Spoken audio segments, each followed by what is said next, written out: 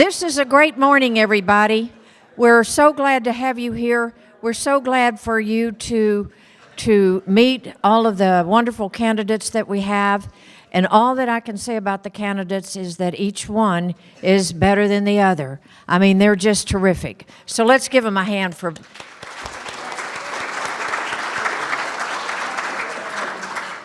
How important it is to have the caliber of people that we have as candidates that have not, some of them not new to this, but that have continually served your community day in, day after, throughout a long period of time, and still willing to give. And it's really, let's give them another hand. I'm telling you, you just don't know. If you had any idea how much time they spend, you would really be impressed, and we thank each and every one of them. We have one of them that has a very exciting good news announcement to make to all of us, and we're going to let him speak first before we introduce our moderator. May I present Tom Watkins.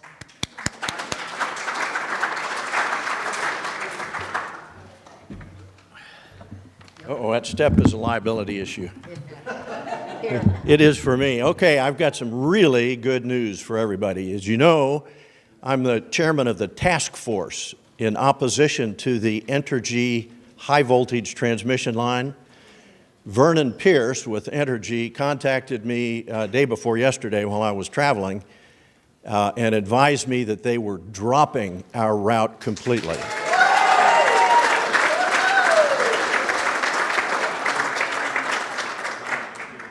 I never doubted that we would beat them at the PUC if we had to go to the PUC, but I didn't want to do that because the cost would have been something between $100,000 and $200,000, and it just didn't make any sense to me to have to raise that kind of money. So I will tell you that the Entergy people were very professional in their dealings with us. They were very nice. They followed through with everything they told me they would do, including this last communication. And I want to recognize publicly the task force that worked on this because they all did a lot of work, way more work than you know. I was just the face of it. I was not the worker bee. These other folks were the ones that did the real work. Our own Don Klebowski was kind of leading the charge in the beginning with the politicians. And Terry Bowie was involved from the POA's perspective. Let's just wait till I'm done and then you can applaud everybody. From the advisory board, Terry Gent and Sarah Conway and Jim Hostetler, that was before he was on the advisory board, but he was part of that process. Pete McElwain. Pete is an architect that lives down the street from me. Pete's the one that actually discovered the issue in the first place. He went to one of the meetings and realized that they were talking about those gigantic high voltage lines, and he's the one that sort of rang the dinner bell for us.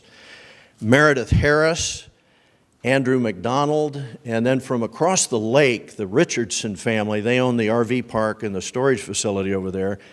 Dana Richardson and his son Ben and his other two boys have just been an enormous amount of help for us behind the scenes. His son Ben went with me to meet with Sally Rayner, the president of Entergy. At any rate, it's a great successful conclusion.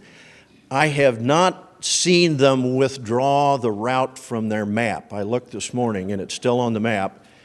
Vernon told me they were not going to make a big announcement of it because they don't want to stir up the folks on the north side of the lake. That's where it's going to go, is the north side of the lake somewhere up there. They're dropping all the southern routes. But he doesn't want the controversy and he doesn't want to stir it up, so be real quiet about it. At any rate, Let's give Tom a big hand for doing all that he did for that. Good job. May I take this time to introduce to you from Roberts, Markell, Weinberg, Butler, and Haley Law Firm in Houston, one of the leading, if not the leading law firm on HOAs, POAs in the state of Texas, Brady Ortego.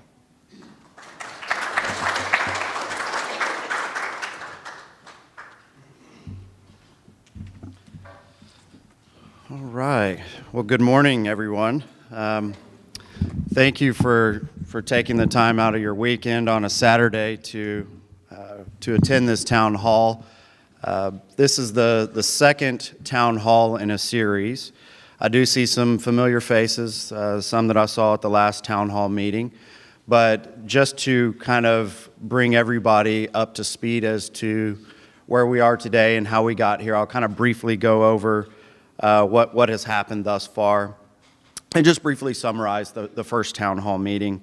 Essentially at that meeting, I provided a transition timeline and a bit of an explanation on how the election process would work. And that's the election process for your Board of Trustees members and your Architectural Control Committee members as well. Again, just to kind of bring everyone up to speed, there will be 5 candidates elected to the Board of Trustees and 3 candidates elected to the Architectural Control Committee. Another key date that has occurred, or event that has occurred, is the filing of the declarant statement. And by filing, I mean it's being recorded in the real property records for Montgomery County, Texas. That is the document that provided a timeline and also memorialized the declarant's turnover or the control transfer date of July 1st. And just to use simpler verbiage, that is the turnover of this community from declarant control or developer control to you as the members and owners in Bentwater POA. So it's a very significant date for this community and for any community really, but that official date is July 1st of 2017. And the election of homeowner boards of trustee members and homeowner ACC members is a part of that declarant control transfer. So a big part of today is really an introduction to the candidates, those that have put their name in the hat, so to speak, to run for the Board of Trustees, and also to introduce you to the members or the owners that have put their name in the hat to run for the Architectural Control Committee. We're going to give each candidate 2 to 3 minutes. I'm not going to time everybody, but just to tell the audience, tell the membership about their skills, experience, perhaps nonprofit experience, perhaps board of director experience. If I'm talking about the Architectural Control Committee, perhaps there's an educational background that would facilitate success in that role. Really, it can be information that's specific to how you'll succeed or how you'll better serve this community in either role, or just a little bit about yourself. There's really no official outline for it. And so this is really a big part of this is a meet and greet. So get to know your candidates. And I will discuss some deadlines here before we introduce our candidates because they're very important. And the way we're going to have this election occur is first by hitting quorum. Quorum is 10% of the lots represented in the election, and that's either by an in-person attendance, by submission of a proxy, or by casting an electronic vote. So with 10%, Don, what is the official number for quorum? 10%. How many lots do we have? We need approximately 288. Okay, 288 votes or lots represented. It's a big number, and I represent community associations all across the state, and sometimes meetings don't occur because quorum isn't hit. Sometimes elections don't occur because quorum isn't hit. So it's very important, and I conveyed this message at the last town hall, and then I did have some help from those attendees as well, kind of supporting this notion. But we do need participation. Talk to your neighbors. When you're out on the golf course, talk to folks you see out there. Encourage them to participate. If they can't attend, or they can't cast an electronic vote, encourage them to give their proxy or assign their right to vote to a neighbor. That 10% quorum requirement is very important. Now, we've kind of set up a bit of a backstop just in case we don't hit it at the first call of the meeting. But essentially what we've done, just a quick summary, is we've noticed the annual meeting for 9 a.m. on, June 24th. And then we've already noticed a second special meeting in the event that quorum isn't reached the first attempt at 9:30 a.m. So the idea is to just make it very clear that if we don't hit it at 9 a.m., we can adjourn and recall, and hopefully that will allow us to hit quorum and have an election and turn the community over to the members, including the ACC controls. So if I'm going to focus on proxies here for a minute, the deadline to submit your proxy is June 20th. That's 4 days before the meeting. The reason for that is proxies have to be tallied. We have to verify that not two or more people, or the owner didn't assign their proxy to more than one person. We have to verify that the person who signed the proxy is an actual owner. There's a pretty detailed verification process with proxies. So that's why we need 4 days before the meeting. But let me tell you when the voting opens, rather than just focus on when it ends. Voting opens on May 22nd. So that's 2 days from now. And that's electronic voting. And if you have any questions about electronic voting, everything's on the website.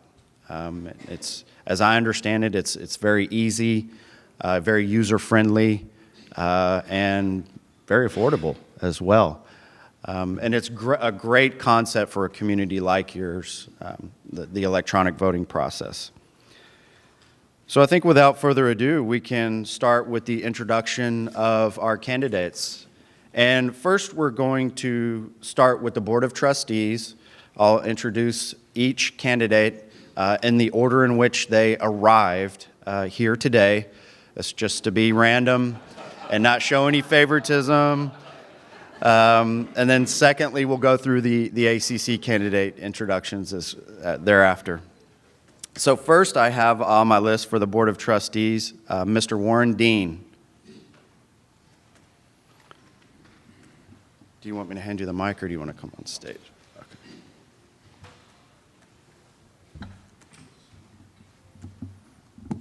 Okay. Good morning, and thank you for being here. I have to apologize ahead of time. My wife and I have to leave about 10 o'clock to catch an airplane, so if you see us sneaking out, it's not because we aren't wanting to hear everyone, but unfortunately we can't change a plane that we booked a long time ago. Anyway, my background and experience are on the website. If you haven't seen it, please take a look at it. In fact, I would encourage you to take a look for all the candidates. It's important that we get to know all of them. Very well qualified. Suffice it to say that in my background, I've spent my entire adult life in the planning, design, construction, and operations management of capital programs for one of the largest engineering construction companies in the U.S., a publicly traded company, Jacobs Engineering Group. So I'm very familiar with projects, very familiar with operations, and very familiar with managing a business in a public company.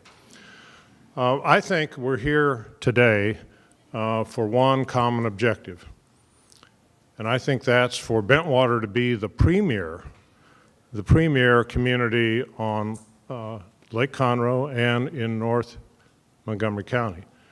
Now, why is that important? Well, if we can accomplish that, demand for Bentwater is going to be higher, our property values will be higher, our taxes will be higher, and the overall environment that we will experience here will be physically the best. And it will be enhanced as we go forward in several key areas. I think there are three key areas that we've got to focus on. First is consistent compliance with our covenants. We need to make sure that the covenants are well applied and reasonably with common sense. But importantly, the advisory board with Don, Robert, with the MUD, with John Blau from Blau Engineering, with input from the construction and design community, over the last several months, we've totally upgraded the requirement for new house construction. So all of the standards for every home, every one of the remaining 800 lots yet to be built are going to have to meet this new construction standard. What's that going to mean? Well, it's going to mean that every new home is going to be of higher quality, and each one is going to enhance the physical presence here in Bentwater. Secondly, we've got to continue very conservative financial management, yet at the same time, we've got to look for more cost efficiencies. With that, it'll create better value for all of the property owners here, which will in turn make it more attractive to live here, but also keep us cost competitive in the marketplace in our area. We also need to look, thirdly, at the immediate perimeter around Bentwater, the immediate area, and the implications on our future. Access and congestion on 1097. We're all experiencing that. We need to figure out what we can do, certainly to be involved, if not influenced like the group has with Entergy. Obviously, that's a big undertaking, but it's something we're going to really have to work on because the more access we can get to Bentwater, the more attractive it's going to be. Secondly, I think we need to be more involved with SJRA as they're selling water from the lake to other communities. That's certainly their right, but we all know what happens when the lake levels are low. And I think we've got to pay closer attention to the new communities that are and housing developments that are started or will be started in the future coming up to northern Montgomery County. They're going to be competition, and we've got to make sure that we are above the competition as a community. So going forward, we're all in control of our own destiny here, and we have the opportunity to really make this the premier community. And we've got a lot to build on, a lot of good foundation to build on.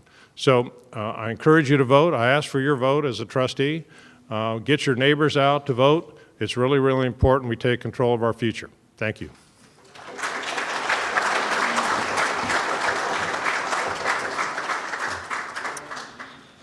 Up next, we have Mr. Tom Watkins.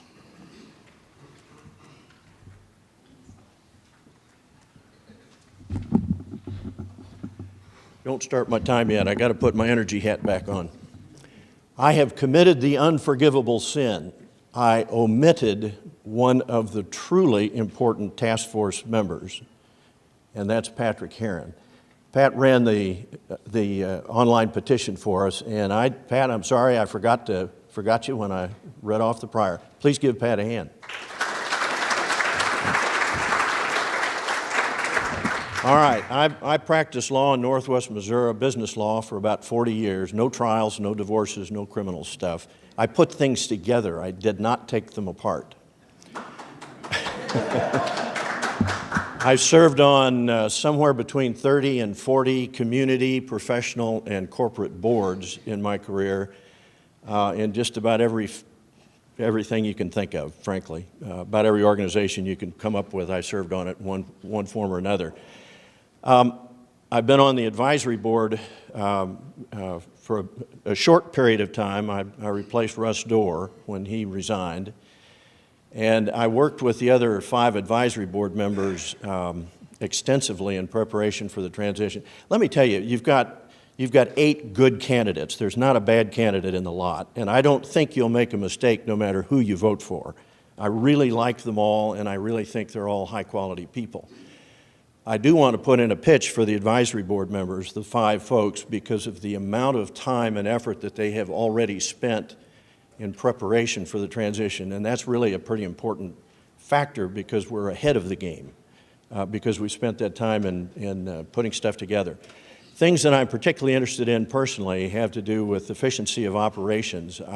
It's my belief that any organization, including service organizations, can reduce the cost and improve the quality of their organization by a substantial amount. And that interests me because it saves us money and it improves the outcome for you all.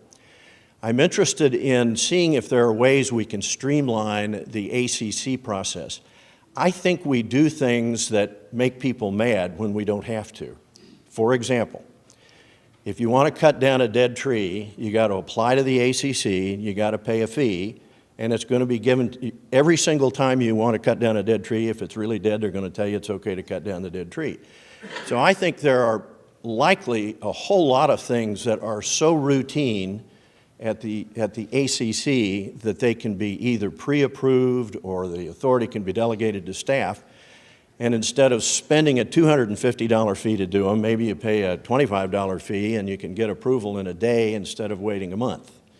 So I'm interested in looking at those kind of things. I'm interested in maintaining good communications. I think Dawn's done a good job in communications in terms of the operations. With the new Board of Trustees, we're going to be looking at things differently than the old Board of Trustees, which means change. And it's important that we keep that change communicated to you so that you have an opportunity to weigh in on it. Having said that, change should come slowly. Whenever you have a transition of authority at either the board level or the management level, it imposes stress on an organization. And that stress is, people feel uncomfortable. They don't know what to expect. I think the the POA has run pretty well for a long time. I mean, when I sit up here at 30,000 feet and look down, it's in good financial condition. Things run smoothly. We've got really good people working there. And I think it's important that the board doesn't go in and mess that up. First, do no harm. So if I'm elected, I'm going to be a proponent for going real slow and letting Dawn and Robert take the lead on what change needs to be, what the change needs to look like. I would expect the board to make strategic decisions, but I would expect implementation from Dawn and Robert, not from us. That's it. Enjoy, and please vote. You got to vote.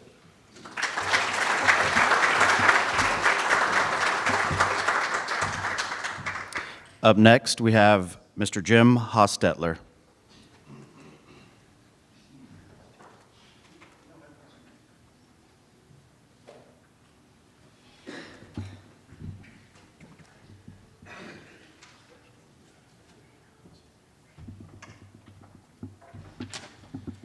Okay, well, good morning. Thank you all for coming. I wish the other 100 people that run the golf course were here too, but that can't be helped. I am Jim Hostetler, and I'm seeking your vote for the trustee of the Bentwater Property Owners Association. As you can see from my resume that's online, I've got quite a bit of experience that is all constructive to what we're trying to do here. But I've in fact been working with the advisory board and the existing trustees for over 2 years in order to get prepared for this responsibility. About 2 years ago, Terry Gent and I sat down and developed a list of imperatives and things that we thought were really important to the neighborhood that needed to be accomplished if and when there ever was a transition. I'd like to give you a little bit of a progress report on that. You may have not seen a lot of the details, but with significant input from Tom Watkins, the bylaws have been revised and made current for the new environment after the property owners take responsibility for directing the neighborhood. Again, with Tom's input, the covenants, conditions, and restrictions have been clarified significantly because there were a lot of contradictions and redundancies and things discrepancies that needed to be fixed. The management contract with First Service Residential has been renegotiated to remove some very onerous terms that had somehow crept in there with respect to continuity of our staff and some pricing and what would happen if we ever did in fact terminate that agreement. I spent a lot of time on that, particularly in the last 3 or 4 months, because that kind of was built on my experience. I helped General Motors develop their transition plans from 400 service providers to 42. And we got that done in about 1.5 years. And it takes time, but it takes an extreme attention to detail. And we had to fix that contract with First Service Residential to enable us to move forward and not only to be free of some of the restrictions, but also to put us in a position to save a lot of money. I wrote a lot of the language for that new agreement. I wasn't able to actually be at the table. Our attorney says that that's the best deal we could have gotten, but there's still a lot of things that can be fixed in that. Another one of the imperatives that we had was to have a succession plan for our general manager. So if and when Don decides to retire, we have Robert Yetter in place, trained, ready to go. And if you haven't met Robert, you need to. You'll find him very easy to work with, very responsive, and will be continue to be a constructive member of the on-site staff here. Next year's budget has been thoroughly scrubbed, and we've found a few areas that we think we can make a very positive impact on, specifically with the help of Sarah Conway. She's really helped us point out some things that we need to be working on, and that's important to all of us, obviously, is to keep that annual assessment under control. The building application has been significantly improved, as you heard from Warren, but there still is a lot of work that remains to be done, and I'll list a few areas. First of all, we need some standing committees. We need areas like Budget and Finance Committee. And I've already started recruiting some personnel, some people with accounting backgrounds from Big Five firms. And I've got about 4 other people on my list to go after because I think they will be constructive in helping us as we develop the reserve policy and the reserve plan going forward to make sure that we have the funds in place when we need them. It's been mentioned, but I think we need to leverage technology for much greater productivity within our POA staff. We're a bit deficient at this point in terms of the use of current technology. We also need to work on the preservation of vital records. We have a lot of important things stored in non-humidity and temperature controlled environments that we have to get upgraded and we have to take care of. So if you will elect me, I will form a Budget and Finance Committee to do a thorough analysis of our operating statement for the last 2 years to make certain that we know exactly where the money went, why it went there, and prepare us for better budgets in the future.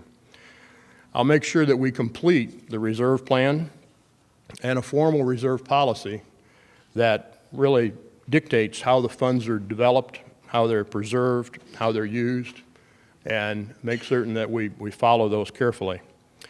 And lastly, I'll develop a clearly communicated 5-year financial plan to make sure that looking out over the future, beyond 1 year's budget, that we have the funds available when we need them.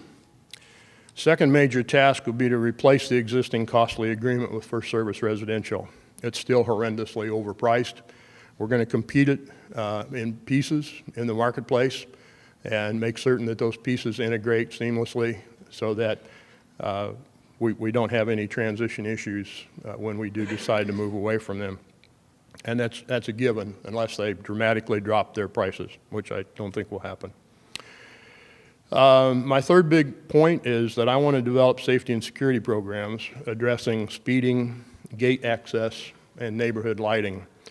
I've already got some ideas there. I've started working with Pat Herron in terms of better understanding the quasi-policy that we have on the gate entrance system because it's not really formal and it needs a lot of work in terms of perpetual access to our neighborhood. And lastly, as Tom said, I'll put in a plug for the existing advisory board members as trustees. Because if you vote for the 5 existing advisory board people, you'll get a team that works extremely well together. We don't always agree on everything, but we do work together and we do get things done. And we can start with our first meeting on July 1, ready to hit the ground running. We're not going to have further training, expensive training, or lost time. So I am Jim Hostetler. I'm seeking your vote for trustee of the Bentwater Property Association, and I appreciate your time. Thank you.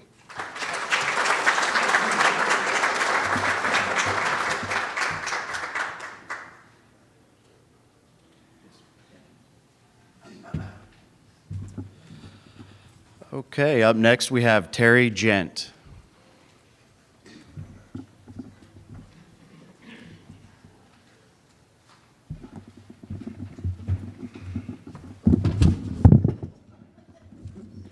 I could make this really short and say, yeah, what they said.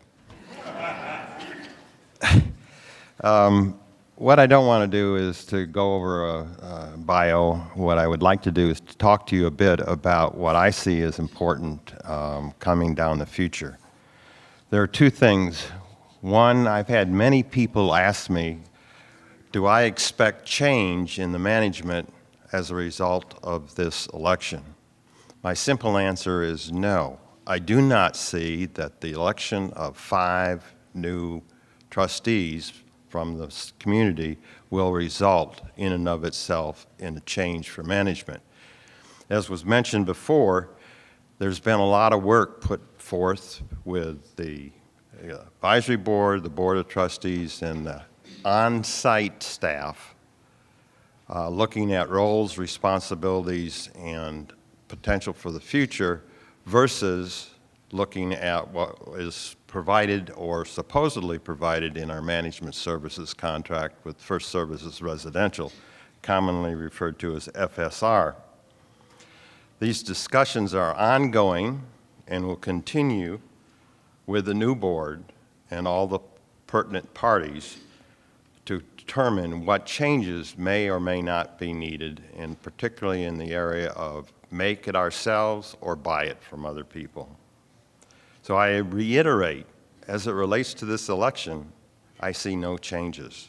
But as it relates to future work, I see opportunity to move forward with some changes.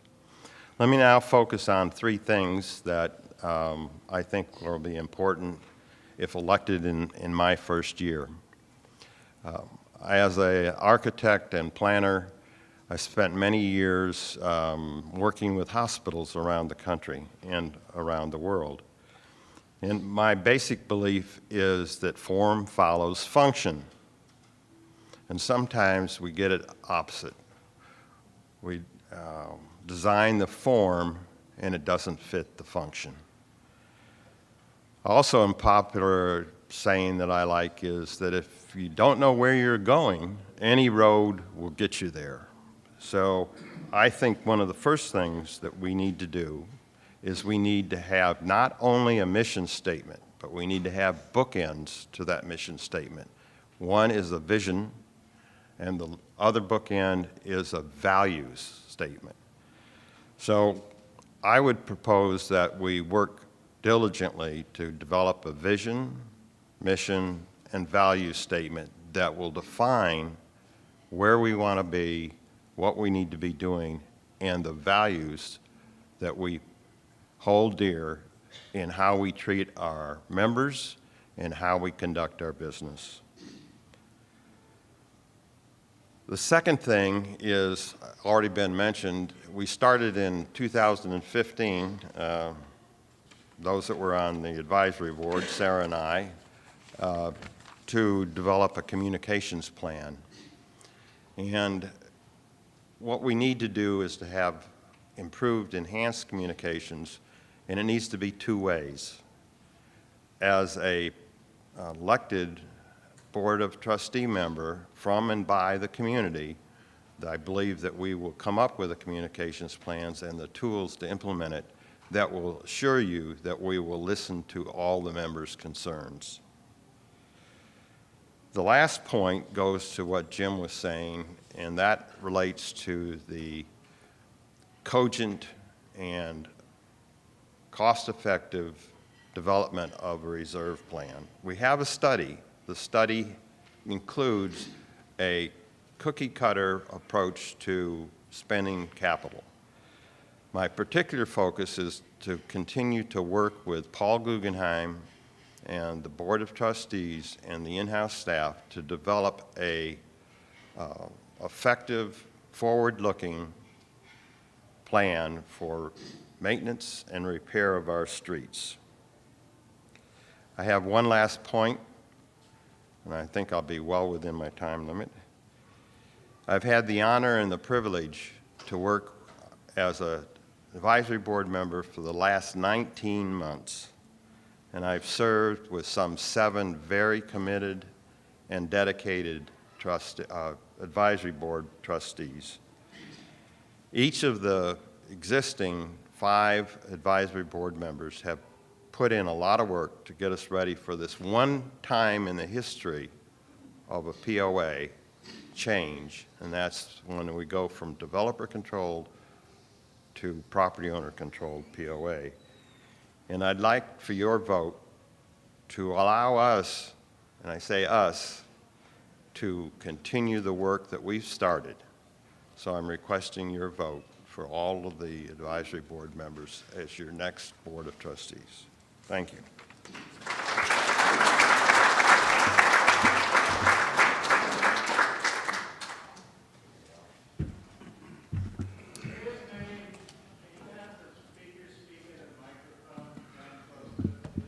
Okay.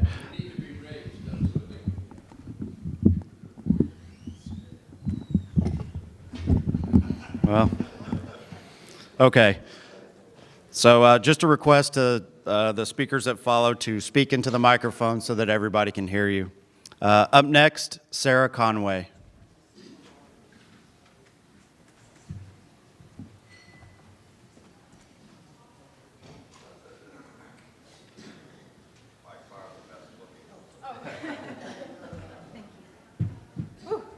Fall off the stage. Hi, good morning, and thank you for allowing me this opportunity to introduce myself to you. I am Sarah Conway, and I am running for the Board of Trustees position. I'd like to tell you a little bit about myself. I have a wonderful husband, Cameron Conway. Some of you guys know him. We've been married 14 years. I have a daughter, beautiful, intelligent daughter, Caitlin. She's 13, finishing up her 7th.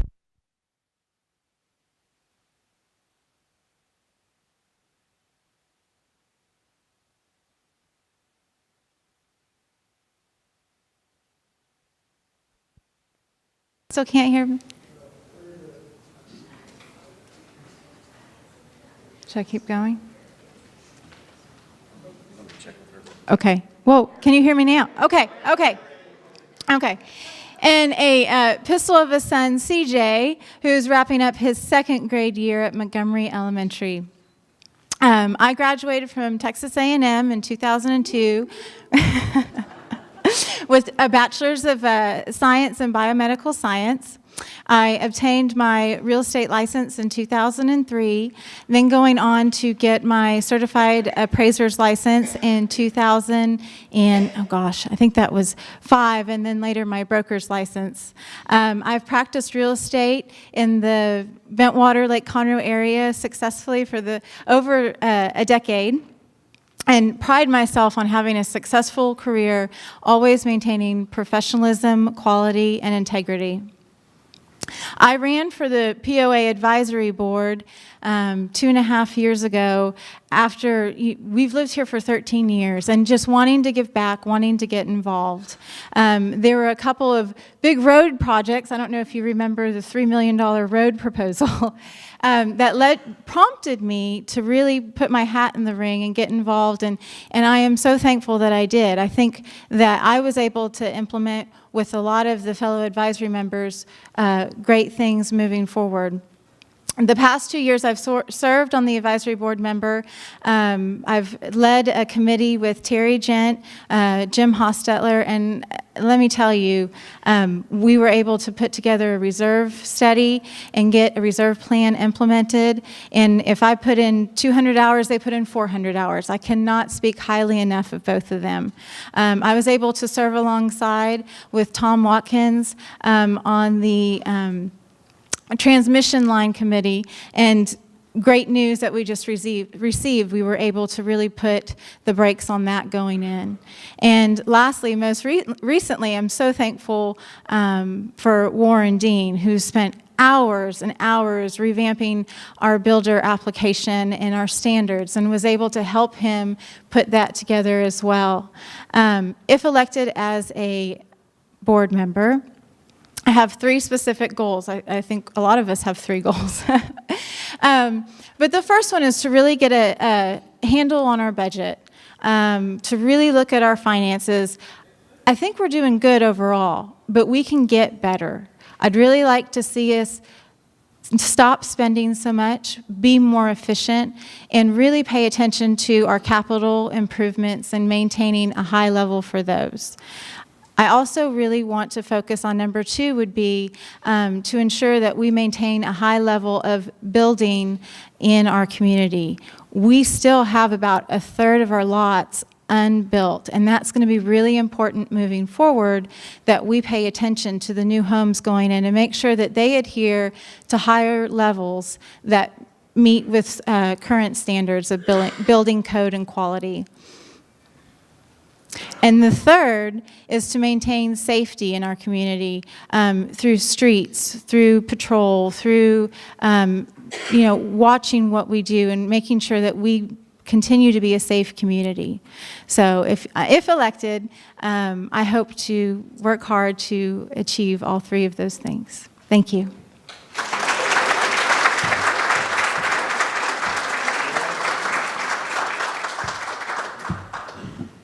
Thank you, Sarah, for handling that technical difficulty with such poise and grace. Next, we have Earl Fuller.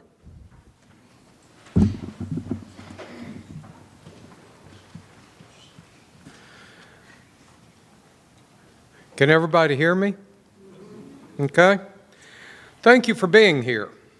These are exciting but challenging times to live in Bentwater. We're transitioning from a declarative board, a developer board, to an elective board of our neighbors. Many thanks are due to Terry Bowie, who has represented us as our trustee, and those who have worked tirelessly as advisory board members to make this happen. I am impressed that Mr. and Miss Beelan were able to dream the dream and implement it without bankruptcy when so many others went bankrupt during the savings and loan crisis in the late 80s and early 90s, when Bentwater was begun, which closed over 90% of our banks and I guess almost all of our savings and loans. That dream is now a reality, and each of us thought enough of it to have invested our money in this development. So I think we need to at least acknowledge that the Beelan family has given us a wonderful opportunity to be here, and we are in the cusp of taking over the responsibility of managing our own POA. As a small businessman, I either started or invested in 3 separate independent agencies. From day one, the emphasis was to provide better service at competitive prices to attract and keep a book of business. I was involved in 5 different banks and learned the difference between being on the board of directors of a bank and running a business. You have a fiduciary responsibility to a large number of shareholders. You monitor without micromanaging. This is similar to the responsibilities of the trustees. The ultimate objective of all of these was to sell the business and make a profit. Profit is a good thing. Along the way, I transitioned more into real estate and helped develop several master plan communities, including Wells Branch and, to a limited degree, Barton Creek, which passed through several hands. And that is one of the things that makes me admire the fact that the Beelans did 9 separate things, and I know of no bankruptcy involved in it. That's impressive.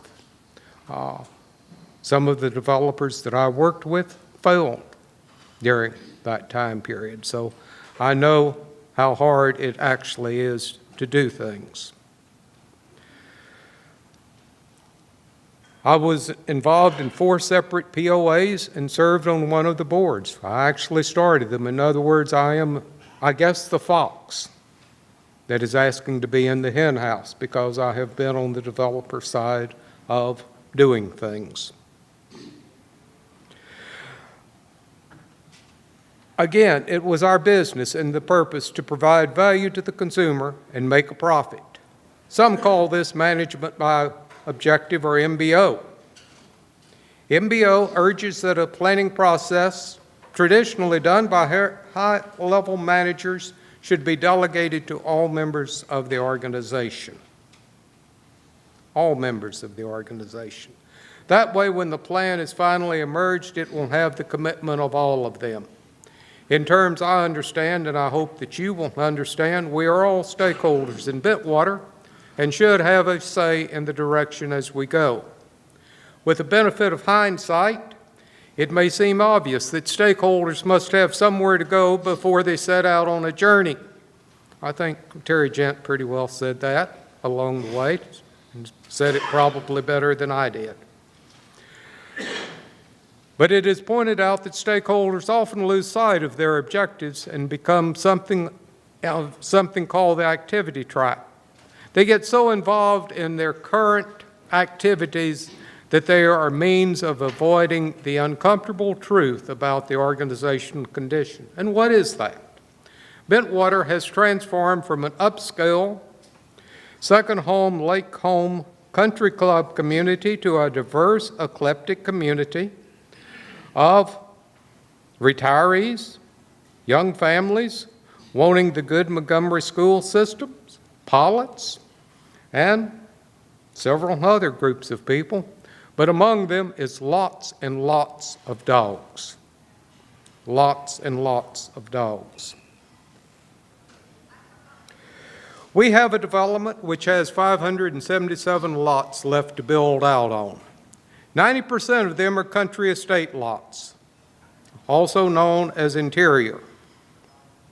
The 577 lots means that we are at 78% build out. The club is spending millions to improve the golf courses and other club facilities that are paid for through our club dues. The question I would propose is, does the POA reallocate its revenue to better neighborhood facilities, or do we adopt the walls may fall down and the streets may go and need repair, and so let's make sure that the staff copies on both sides of the paper and turn out the lights when they leave attitude that some POA has. In other words, I've seen a lot of POAs go the wrong direction. And this one hasn't, and I don't think this one will, no matter which of the 8 that you choose. Perhaps there is a middle ground. We have $961 plus $110 for road from each homeowner to work with, as well as $525 and $80 from lot owners. If we get ultimate build out, we'll get $250,000 more in revenue per year. So my question to you is not where we have been, but where are we going? I would say that one of the top priorities needs to be the dog park. The dog park. We have talked about the dog park. There's at the POA a thing about the dog park. These people have worked awfully hard on it, but I'm saying that it's time that we do something. I think we need a water park with it. I'm talking about spending some money, folks. We also need, quite frankly, to have a place for people to run rather than run out on the streets. Coming here, I almost ran over somebody who was running on the street. But, you know, I slowed down to my 20 miles an hour and got by in good shape. Much of this will depend upon, I think, being able to create a foundation or something to give us a way to give our money and not be able to write it off as a tax system. So much of what I'm saying, I think, has been said before by others who have been here, but I would like to at least address the security issue. I think that the idea of having standing communities is great. I would encourage that we use such people as Lynn Carroll, ex-FBI, Lee Gilbert, who's ex-chief of police at Pasadena, Texas. I'm very familiar with Pasadena and many of the mayors there. These people, I think, could give us some good insight how we might be able to do better security at a more cost-efficient manner, and use technology to save on personnel. Now, why spend some of my money on amenities that I would not use is a fair question. For each of us, there will be a transition. We are transitioning. I'm transitioning. I'm trying to sell my big house to buy a smaller house here in Bentwater. When we downsize, whatever we do, we will need to sell our house one day, or our kids will have to sell it, I guess, or a trustee will, or somebody. But having great neighborhood facilities will attract more upscale families. In other words, we have to compete with other more modern communities that have walking paths, that have paths where people can run. And I think we need to look forward to building them. So have me as somebody who is at least willing to come here, thank the people that have served us, and they're all good people, and say, look, let's have a conversation. I want to take a stand that I think we need to align our objectives very closely with that of the developer to create a synergy that will have people wanting to pay premiums to live in a vibrant community. And I believe that with the dialogue with the club and things of that nature, we might actually get an agreement to where we can have golf carts, even if we don't have golf membership. One of the things that is unforeseen in the 30-year history of Bentwater is golf seems to be on a decline with a lot of people. So there needs to be other amenities to attract upscale people to make our community to when we sell our homes, it will have greater value. That's why I'm running. I'm running mainly to have this discussion with you to say that we need to move forward and have a good plan. Mr. Gent said it pretty well. We need to have a vision, we need to have a mission, and we need to know where we're going. Thank you very much. Let me get my glasses off. One of those I need glasses to read. I can't see if I think. It is a step. It is a doozy. Okay, up next, Linda Robinson.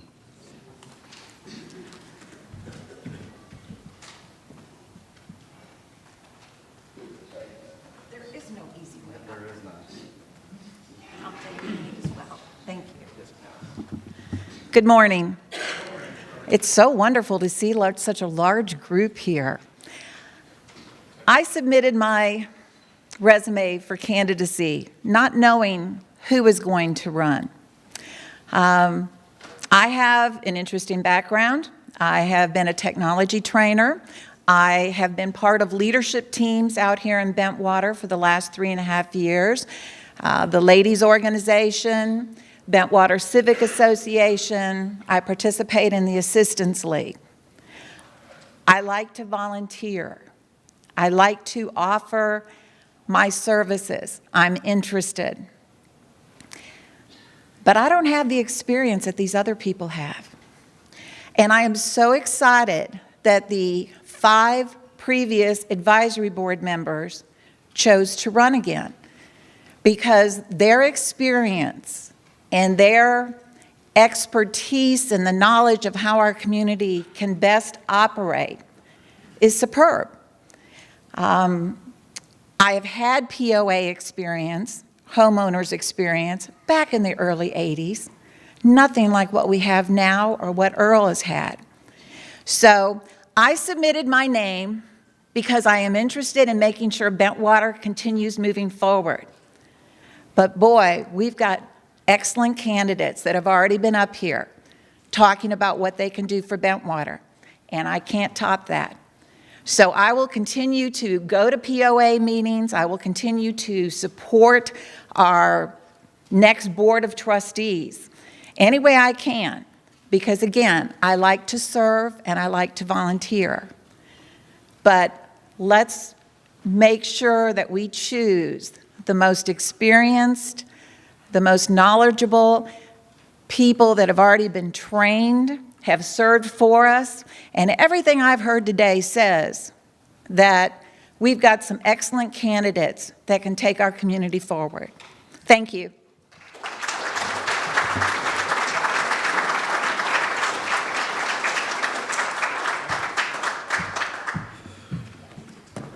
Okay, our last candidate, I'm not sure if he's here or not, but I will call out his name, Albert Fadul. He could not be here, but encourage you to go to the website and review all the bios of our candidates for the Board of Trustees. Before we move on to the ACC candidates, I'll just spend a few minutes talking about what it means to be a director and just cover the standard of care for boards of directors for nonprofit corporations in the state of Texas. And this really comes out of the Business Organizations Code, Chapter 22. And I tell all my boards of directors, if you follow these three elements in your decision making, then you will preserve your volunteer immunity. And that's to act in good faith, use ordinary care, and in a manner in which is reasonably believed to be in the best interest of the corporation. So these are volunteer positions, no directors are paid, and the law recognized the notion that if somebody's going to give up their free time, there should be a level of immunity for their personal assets for the decisions that they make. But the law anticipates that you will not always agree. That's why there's always, or typically, an odd number of directors, 3, 5, 7, the most common number of directors that I see. But I will encourage you that if you cannot agree, figure out how to agree to disagree. And no one director can make decisions for the corporation. There is no unilateral decisions. It is a decision by the group, of course with the guidance of their wonderfully skilled management team and any other experts they may choose to engage to help them with their decision making. But those three elements, good faith, ordinary care, and in a manner in which that director reasonably believes to be in the best interest of the corporation. Those standards of care are followed in your decision making. Great success for Bentwater POA. Okay, for the ACC committee candidates, we have, 5 individuals. Again, kind of in appreciation of random order, in the order in which they showed up here this morning. And I apologize in advance if I mispronounce somebody's name. Please correct me. But I have Paul Guggenheim.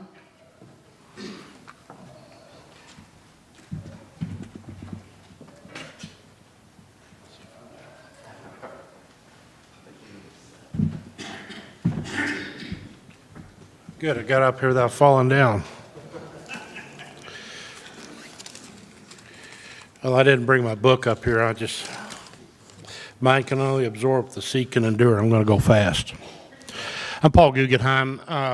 I've lived here since 2004, and I've got my lovely wife, Sherry, here. It's 42 years we've been married. No, she's not 42. She may claim that, but we've been married 42 years. I have 4 children, 15 grandchildren. I'm a graduate of Fighting Texas A&M. Excuse me, I didn't mean to say it that way. I'm a graduate engineer of Texas A&M. What the Aggies here don't know is I also have a Texas Exes card, but we'll just let that go. But seriously, I own Delta Structural Technology. It's an engineering construction company I've had for 34 years. We are specialists in structural repair and upgrades of concrete in using carbon fiber technology.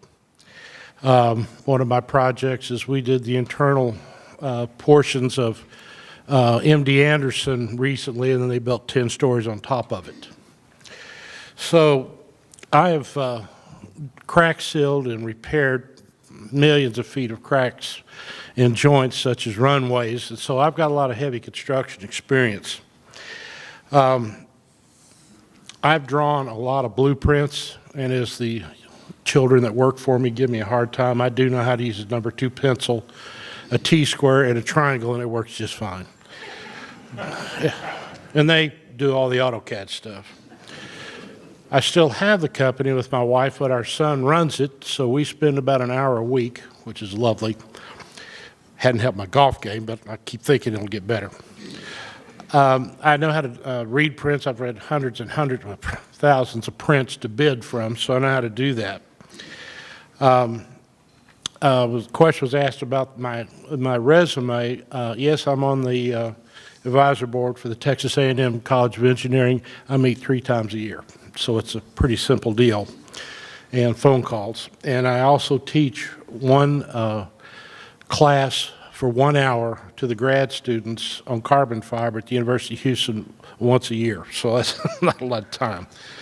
And then I do a lot of volunteer work with foster kids aging out. Now then, I have been working with the current 5 folks on the advisory board under Sarah Conway in the facilities committee, and you see all the paint that's out there on the roads. That's Terry Jett and I. And what we've been doing is we've been going through and changing the way we do our road repair. We have 31 miles of roads out here, folks. That's a lot. And if you've noticed, there hasn't been as much done this year as last year. That's because the previous year, we fixed it when it was small before it got big. And we're continuing to do that. And my goal is to knock 18% off of what we're spending a year, and we're headed that way. My expertise is basically steel, concrete, foundations, soils, and construction, so I certainly know how to read house plans. I was asked to run for the advisory board, and I'm willing to certainly want to volunteer my time, because what some of the guys said, this is a little bitty city, quite frankly, and this is a great place to live, and it's beautiful out here, and we want to keep it that way. And I know that the advisory board wants the architectural board to do a good job of making sure everybody gets the same fair shake. I'm just a nuts and bolts guy, and I'm pretty much a rule follower, so if it says in the covenants, that's what we're going to do. We want to do it right and not beat people up. And so that's why I'm running, and I appreciate your time. I'd like to have your vote. I'm Paul Guggenheim. Thanks.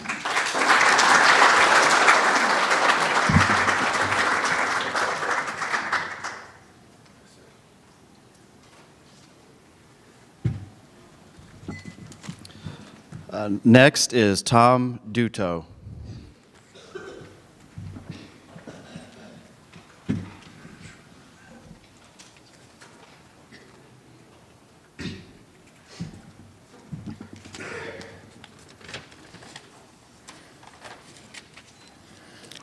Good morning. My name is Tom Duto. I want to take this opportunity this morning to discuss why I want to serve as a member of the ACC and what my qualifications are for that. Vicki and I moved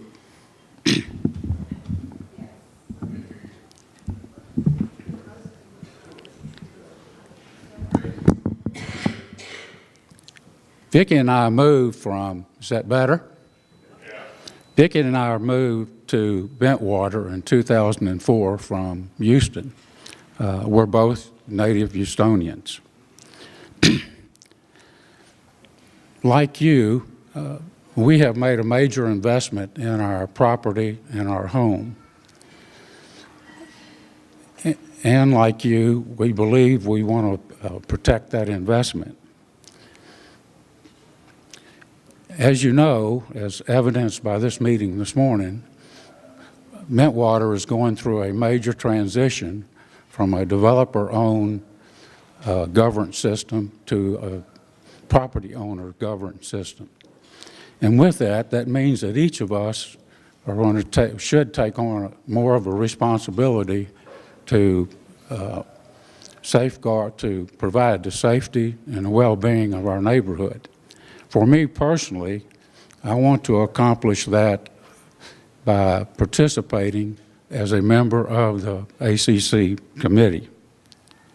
In reference to my qualifications, I graduated from the University of Houston with a degree in civil technology and a degree in civil engineering.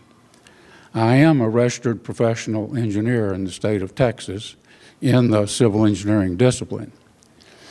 I worked for Houston Lighting and Power, which is now CenterPoint Energy, as a civil engineer. In the area of civil engineering, I have experience, design experience, in soil engineering, drainage facilities, foundation and structural design. In support of that design function, I have experience in putting together detailed design drawings, detailed specifications, preparing soil preparation and drainage plans, reviewing bids for various projects, awarding contracts, construction contracts, and providing project management supervision. In addition to being practicing civil engineering, I worked for Houston Lighting and Power Company for 36 years.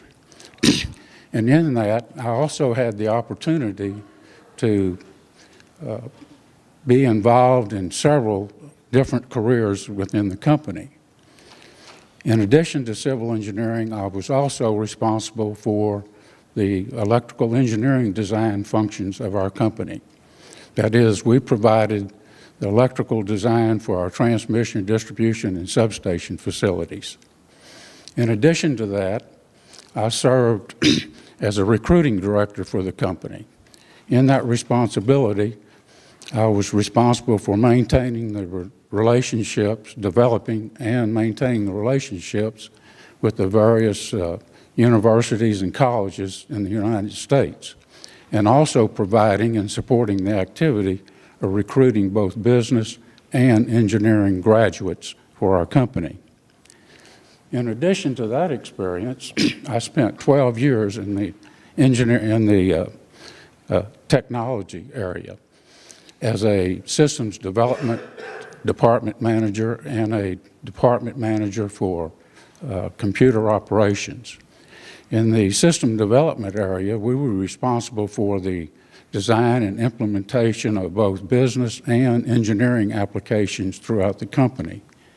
In my assignment as the manager of the computer operations, we were responsible for developing and implementing company-wide communication systems utilizing fiber optics technology and infrastructure.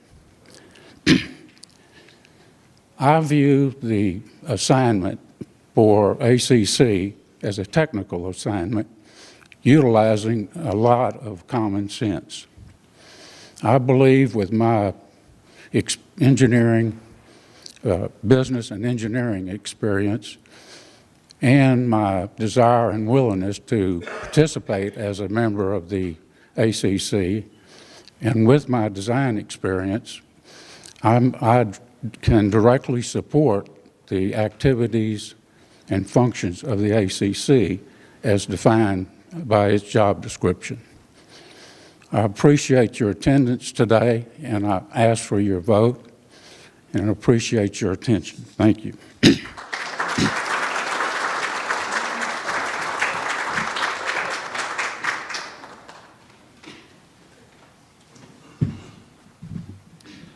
Up next for ACC candidate, Terry Bowie.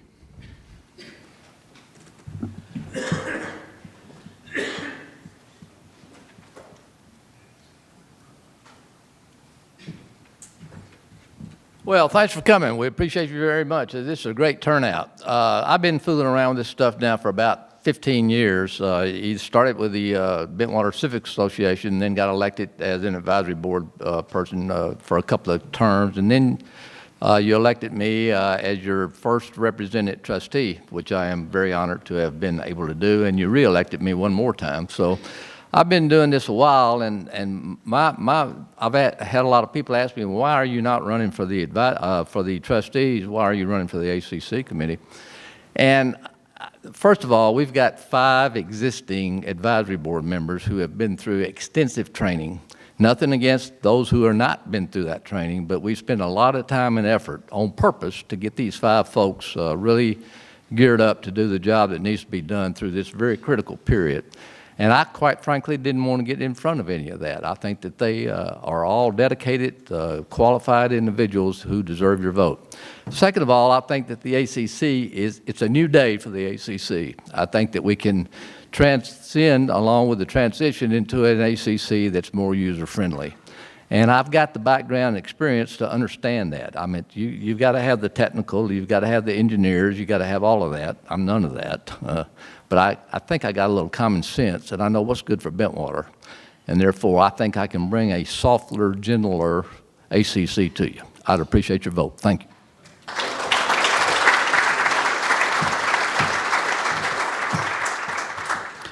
Blaine Smith. Oh, I'm sorry. Someone else's handwriting. Blair Smith. My apologies. You can call me anything, but don't call me late for dinner. That's all. I'm Blair Smith, and I've lived in Bentwater. We moved up here in November of 1999, and was on the board for 9 years, and during some ups and down years and such. My experience is I graduated from Lehigh University in Bethlehem, Pennsylvania, and then spent some time in the Army as a bomb disposal expert, and I'm glad to say that I have not had to use that since then. But as I say, we've lived here for now 17 or 18 years, and we've seen some highs and some lows, and some different kinds of experiences. The ACC board, to me, was always a sort of a foreign entity. It wasn't approachable. It wasn't anything that you could really spend any time with or learn anything about.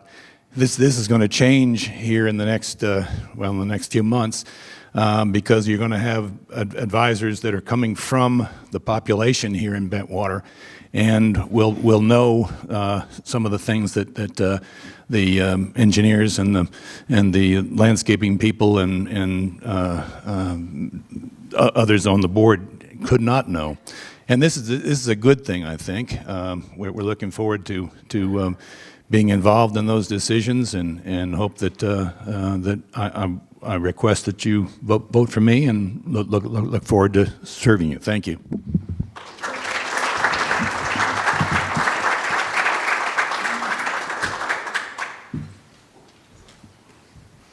Okay, the last candidate for ACC, and I'm not sure if he's here, but I will call out his name. Okay, Gary Island.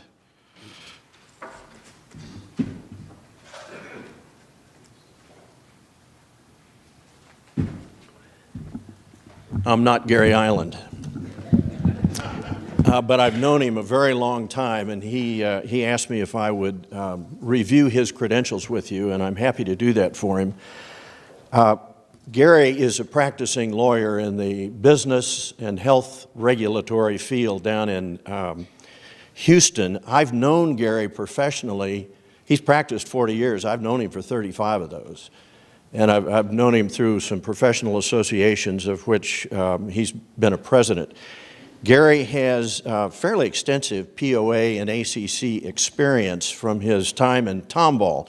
He and Sandy lived in the Holly Creek Estate subdivision for 22 years. He served on the POA down there for a number of years, several times as its president, and he served on the POA Architectural Review Committee down there.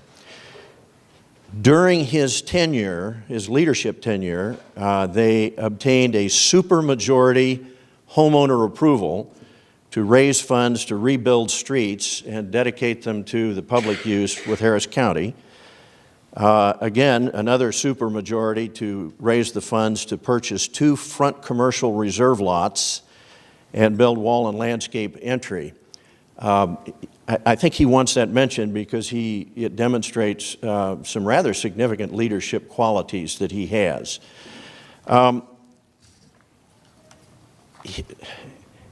Gary is probably about every professional quality designation that you can have in the legal field. He is, in my judgment, probably one of the 15 or 20 top health lawyers in the country. He's just absolutely a superb lawyer. I will read to you his statement of his primary objective. And when I finish this, I'm going to take just a moment and talk to you in a different way. I'm going to talk to you as part of the nominating committee for the Architectural Control Committee. Gary says, I have been actively involved in various professional and civic associations during my career with the goal to promote and improve the operations of the associations, including improving the communities in which Sandy and I live. I'm willing to devote my time and apply my knowledge and experience on the Bentwater Architectural Control Committee for the benefit of my Bentwater neighbors and the Bentwater community. All right, let me take off my Gary Island hat and put on my Tom Watkins Warren Dean hat. The trustees of the POA asked Warren and I to serve as a nominating committee for the Architectural Control Committee. The way the CCRs are written, there's a provision for the election, but there is no mechanism to select those who will run.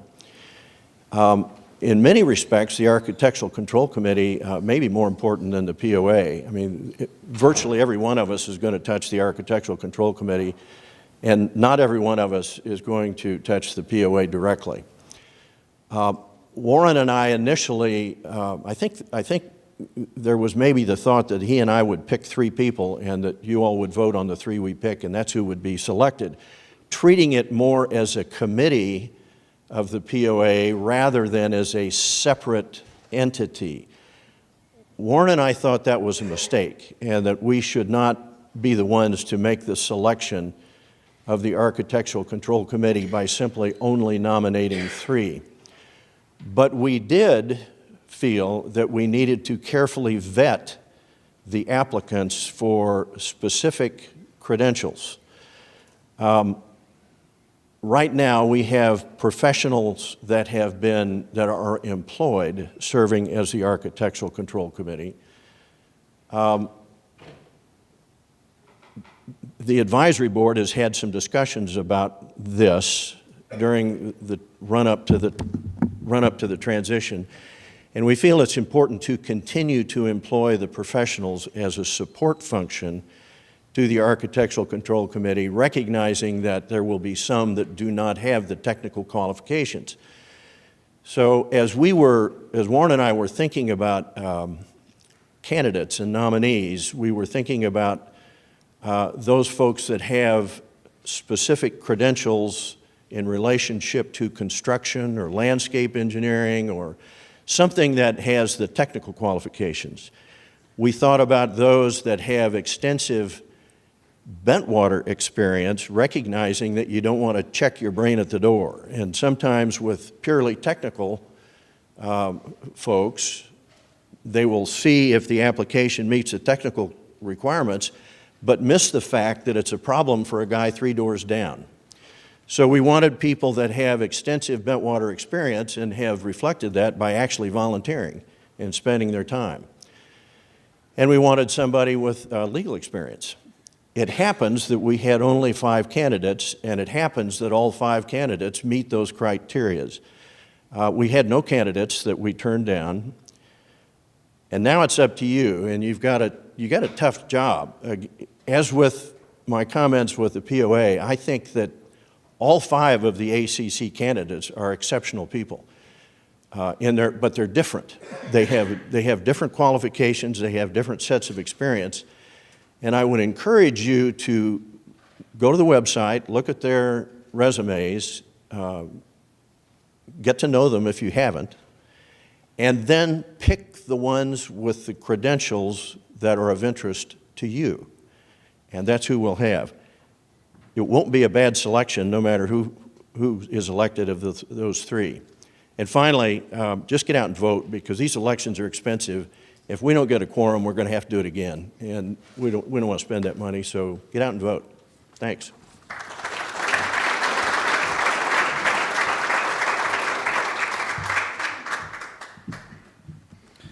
Okay, thank you to our ACC candidates. And where we are now, yes, sir, question in the back.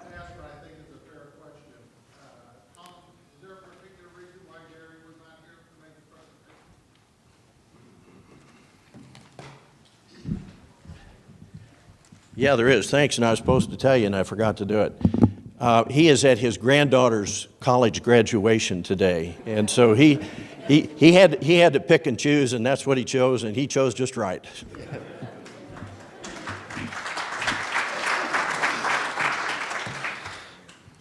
Okay, thank you, Tom.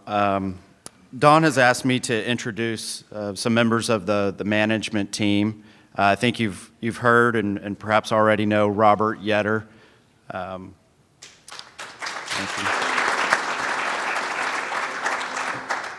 Joy Gage. And then Thomas Osmus.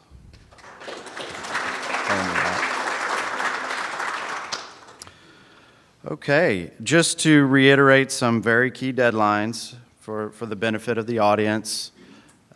June 20th, deadline to submit a proxy if you cannot attend or vote electronically.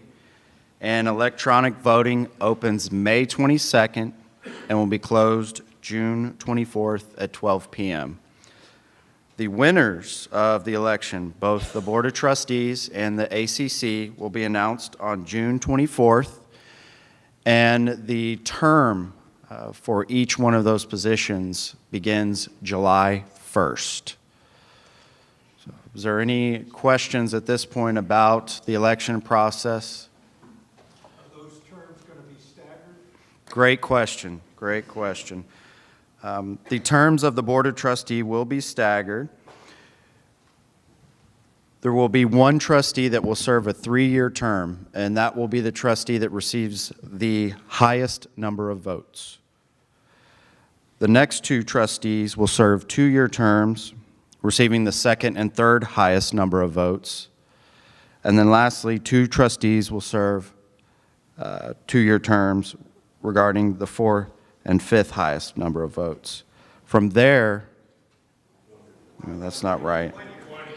Yeah, thank you. 3-year term for the highest, 2-year term for the second and third, 1-year term for the 4th and 5th. There's a lot of numbers in there. I'm a lawyer. I'm a words guy. But thereafter, directors will serve for 3-year terms. And in terms of the ACC members, they will serve for 2-year terms. There's no staggering for the ACC positions. Yes, ma'am.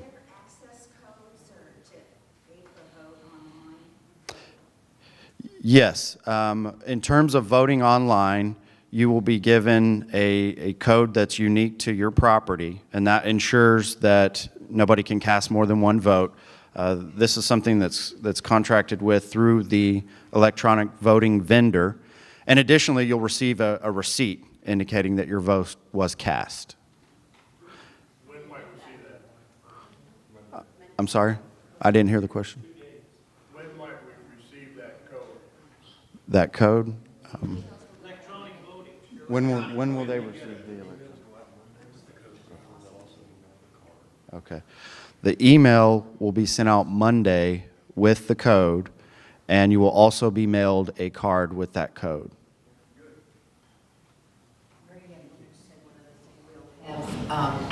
Just so everybody knows, we will have stations for those who don't have computers or need additional help. We'll have stations at the POA office, so you can come in and vote there. If you have a friend or neighbor that perhaps needs some assistance, please bring them to the POA office. We will help. We'll have those stations open every day until the close of voting. We will also have those stations available at here at the time of the voting, the day of the voting. Approximately how many Bentwater residents are on the POA email system? Saying, by the way, how many residents receive emails from POA? About 2,200 approximately. If you do not have your email address registered with the POA, you're missing out on receiving a lot of good information. We encourage you to do that. If you have more than one email address, we're happy to put that in as well.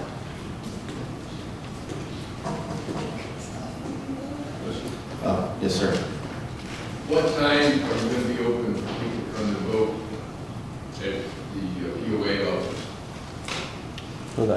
We'll be open, our office hours are 8:30 to 5:30. If you'll give us from, say, 9 to 5, just make it 9 to 5, and we'll be happy to take care of it. Any other questions? Well, thank you very much, everybody, for taking the time to attend. Thank you to our candidates. Have a good day, everybody.